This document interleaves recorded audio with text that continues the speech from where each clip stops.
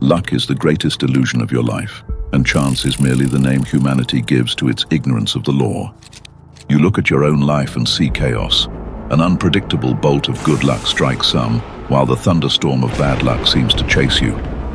You ask yourself if you're just a victim of random events, or if there is a perfect order orchestrating every failure and every success in your life. You don't know if life is a game of Russian roulette, or if it is a grand game of chess, where your every move dictates the final outcome. Ancient knowledge, traced back to the Hermetic texts, affirms that nothing happens by mere chance. There is a single inflexible universal law that forever eliminates randomness from your destiny. In this video, we will decode this fundamental law. We will expose the illusion of chance that keeps you trapped, and by the end, you will receive the key to stop being a pawn of effects and become a conscious cause.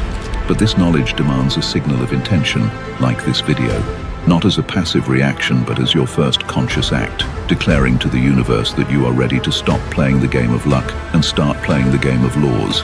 This is the ancient code of luck and chance. To banish chance, we must first dissect its greatest illusion. Let us take the universal symbol of luck, the roll of a die. You roll it and a number appears. You call this luck, but the oracle sees the law. The number that appears is not a random miracle. It is the inevitable result of precise causes that you, the player, set in motion. The exact force of your throw, the angle of your hand, the rotation in the air, the friction of the surface it lands on, all of this decides the outcome before the die even stops rolling. If you could replicate these causes exactly, the same number would appear again and again, forever. It is not luck, it is physics. This reveals a fundamental truth of the universe. The law is impartial. Nature is neutral. The universe has no favorites. It does not decide who will be lucky or unlucky. It does not care who is rolling the die or following the recipe. It merely obeys. It just reflects, with mathematical perfection, the cause that was given. But the roll of the die was only the physical cause. The law compels us to ask, what was the primary cause? Before the hand could move, there was an intention, there was a thought, and it is here, on the mental plane, that the true game of chess begins.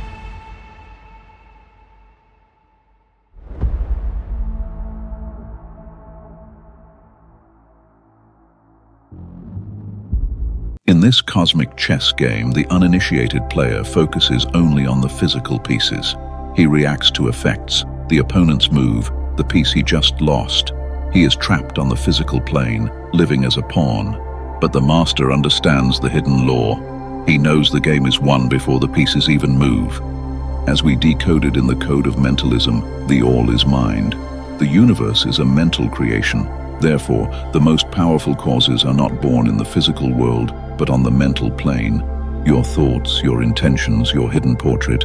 This is the primary cause.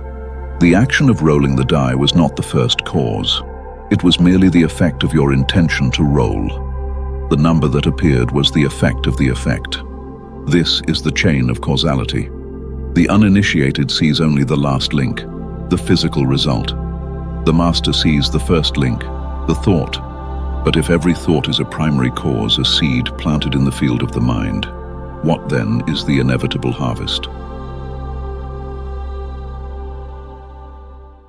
The harvest is the law of return.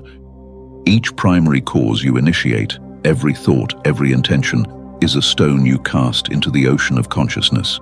It creates a ripple, a vibration that travels through this vast ocean, touching every other part of existence, for in the universe nothing is separate. And the iron law of the universe ensures that every ripple eventually returns to its source, you. This is the ancient code that the sages of the East called karma. In the West, this word has been misinterpreted as punishment or reward. But the oracle sees karma for what it is. It is not punishment, it is pedagogy. It is not a moral judgment, it is an impartial learning mechanism. Karma is the universe's perfect mirror, showing you the exact nature of the energy you have emitted. It is not just the action, the physical cause, that creates the return. It is the intention, the mental cause, behind it. The same action can plant vastly different seeds. Helping someone with the intention of inflating one's own ego creates one ripple. Helping someone with genuine compassion creates another. The law of cause and effect does not respond to your act, it responds to your vibration. You are, every second, creating the ripples that will define your future. You cannot escape the effects of the causes you have already planted. The past is unchangeable. But the truth the masters knew is this: you have the absolute power to plant new causes now. So, how do we stop being a victim of the past and become the master of the present?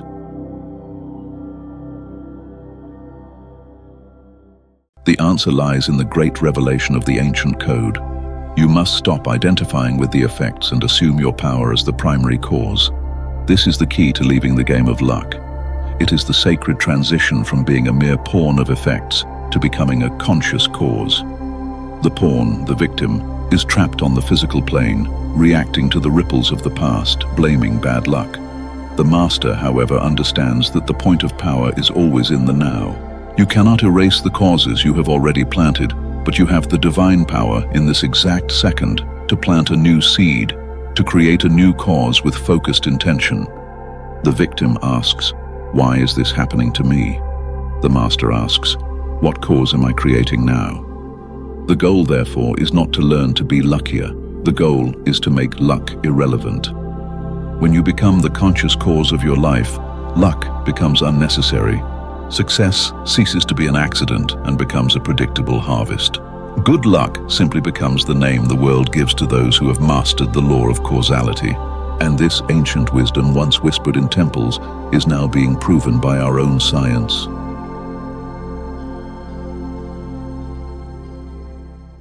And how does modern science prove this? In the modern era, scientists have tried to capture this law.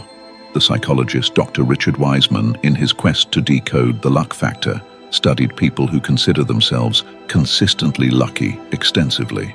His discovery was a revelation. Luck was not a random event that happened to them. It was a direct result of how they thought and acted. His research concluded that lucky people simply create and notice more opportunities, listen to their intuition, and expect good fortune. Now look at this through the lens of the oracle. What Wiseman calls expecting good fortune, the ancient code calls planting the mental cause and holding the vibrational frequency. What Wiseman calls maximizing opportunities, the ancient code calls a reticular activating system, RAS, trained to see the solutions. What Wiseman calls turning bad luck into good, the ancient code calls mastery, refusing to be a pawn of effects. What modern psychology has proven is what Hermeticists have always known. Luck is not something you have, it is something you do. It is the conscious mastery of causality. Your thoughts are not passive reactions to your life, they are the active causes that are creating it. The truth is now clear, the theory is complete. How then do we apply this code in our daily lives?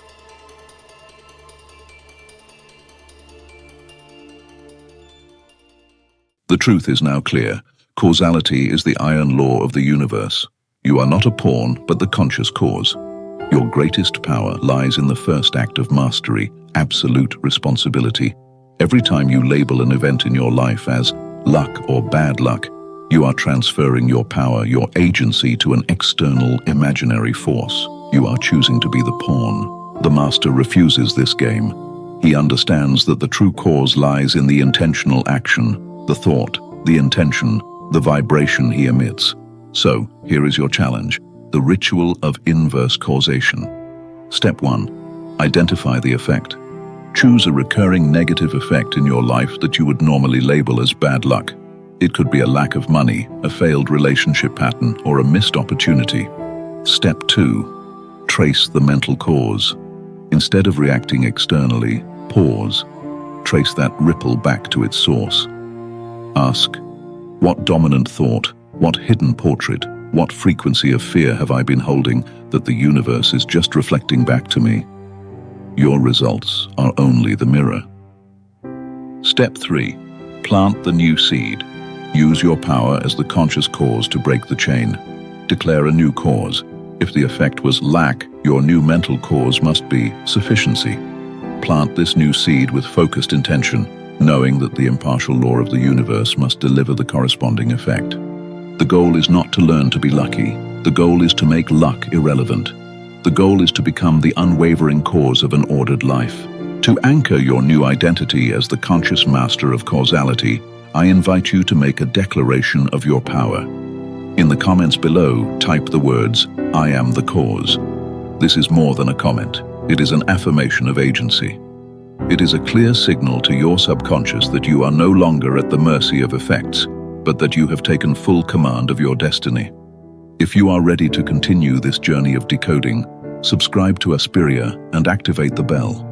The knowledge has been passed to you. The game of chess is before you. Make your move.